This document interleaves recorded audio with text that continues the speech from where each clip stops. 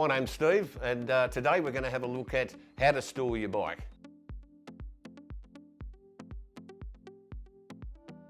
Now the tools you'll need for storing your bike are fairly basic, but of course always we need our safety equipment, glasses, ear muffs, we have a screwdriver, hammer, Stanley knife, pencil, drill bits, and of course our drills.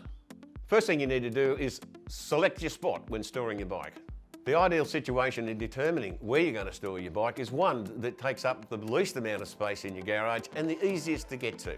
We've got a whole variety of bike stands at Bunnings stores, and now we're going to show you a couple of the storage options and how they go together. The first one we're going to look at today is the bike buckler. This is a handy little arm that attaches straight into your brickwork or your timber frame and holds your bike upright.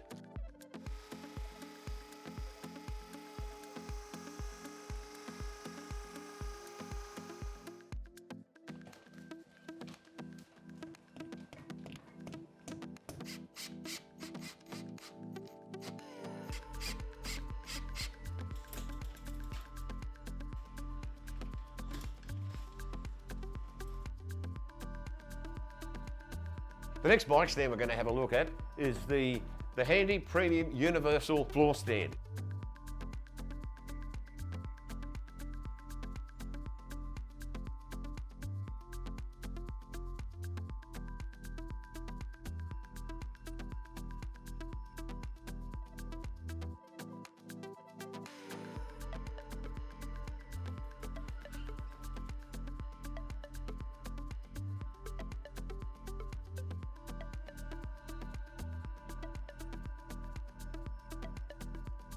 The next bike stand we're going to have a look at is a gravity stand for two bikes, and it can hold two bikes or just the one.